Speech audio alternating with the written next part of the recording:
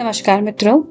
मैं फिर से हाजिर हूँ आपके लिए एक और नई कहानी लेकर के, जो पंचतंत्र की कहानियों में बहुत ही मशहूर है, जिसका नाम है मछलियों की मूर्खता। सदा अनुभव और व्यवहारिक बुद्धि से ही काम लेना चाहिए।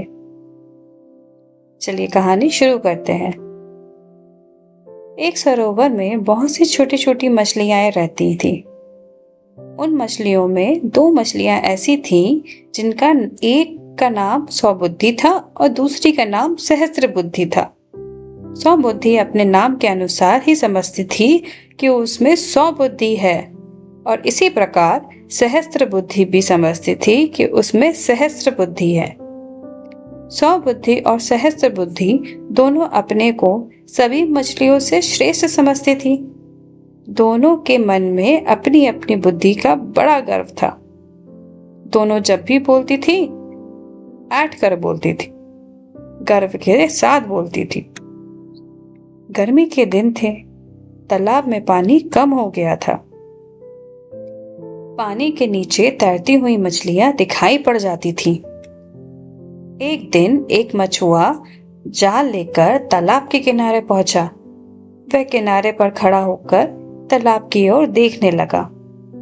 तालाब के पानी में हजारों मछलियां तैर रही थी। मछलियों को देखकर मछुआरे के मुंह में पानी आ गया। वह अपने आप ही बोल उठा, इस तालाब में तो बहुत सी मछलियां हैं। पानी भी कम हो गया है। कल सवेरे जाल लेकर इन्हें फंसा लेना चाहिए। मछुए की बात मछलियों के कान में भी पड़ी। मछलियां व्याकुल हो गई और हाय हाय अब क्या किया जाए करने लगी। कल सवेरे मछुआ जाल डालकर हम सबको फंसा लेगा। व्याकुल मछलियां सौबुद्धि के पास गई। वे सौबुद्धि को मछुए की बात सुनाकर बोली, तुम्हारे पास 100 बुद्धि है, तुम सर्वश्रेष्ठ हो। दया करके कोई ऐसा उपाय बताओ जिससे हम सब उसके जाल में ना फंसे। सौबुद्धि इतरा कर बोली, तुम सब व्यर्थ ही डर रही हो। मछुआ कल यहाँ नहीं आएगा। उसे पता है कि इस तालाब में मेरी जैसी श्रेष्ठ मछलियां रहती हैं। तुम सब डरो नहीं, जाओ सुख से रहो। यदि मछुआ आएगा तो मैं देख लूंगी। व्याकुल मछलियां सहस्त्र बुद्धि के पास गई। उसे भी मछुए को बात सुनाकर मछलियों ने कहा, तुम्हारे पास सहस्त्र बुद्धि है, तुम सबसे सर्वश्रेष्ठ हो। कृपया करके कोई ऐसा उपाय बताओ जिससे हम सब मछुए के जाल में ना फंसे। पर सहस्त्र बुद्धि ने गर्व के साथ उसी तरह की बात कही जिस तरह की बात सौबुद्धि ने भी कही थी। तालाब में एक मेढक भी रहता था।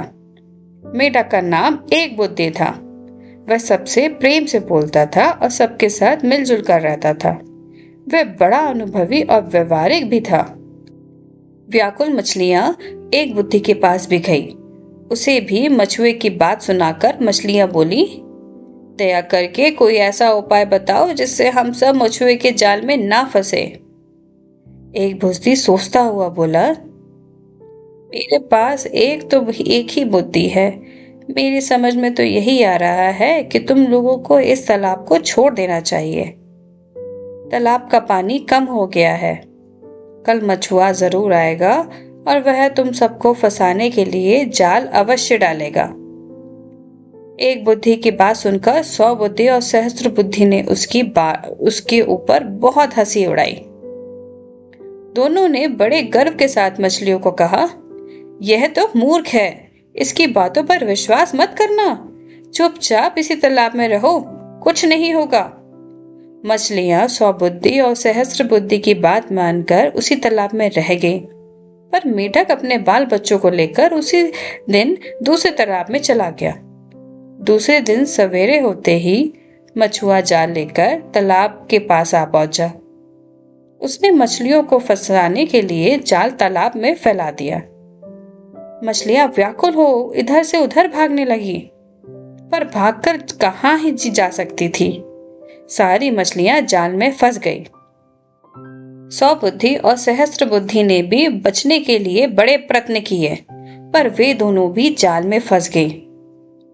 मछुआ फंसी हुई मछलियों को जाल में लेकर चल पड़ा। वह जाल कंधे पर रखे हुए था। उसका रास्ता उसी तालाब से होकर जाता था जिसमें एक बुद्धि अपने बाल बच्चों के साथ जाकर बस गया था। एक बुद्धि किनारे पर बैठा हुआ था। उसने जब जाल में फंसी हुई मछलियों को देखा तो उसे बड़ा दुख हुआ। उसने अपने बाल बच्चों को बुलाकर कहा, 100 बुद्धि और सहस्त्र बुद्धि की बात मानने के कारण बेचारी सभी मछलियों को जान से हाथ धोना पड़ा। दोनों अनुभवहीन थी, घमंडी थी। घमंड के कारण दोनों ने यह नहीं समझा कि तालाब में पानी कम हो गया है और मछुए तालाब में जाल डालने से रुकेगा नहीं। अगर मछलियों ने मेरी बात मानकर तालाब को छोड़ दिया होता तो उन्हें इस तरह अपनी जान न गंवानी पड़ती। तो बताइए, कहानी से हमें क्या शिक्षा मिली? घमंडी आदमी कभी भी सत्य को छू नहीं पाता। घमंडी की बात पर विश्वास हमें नहीं करना चाहिए और ये भी कि उसकी बात के अनुसार काम करना चाहिए जब व्यवहारिक हो और जिससे अनुभव ठीक हो। तो बताइए कैसी लगी आज आपको मेरी कहानी? तो चलिए कहानी का अंत करते हैं और अगली कहानी में मिलेंगे। तब तक के लिए शुभ रात्रि।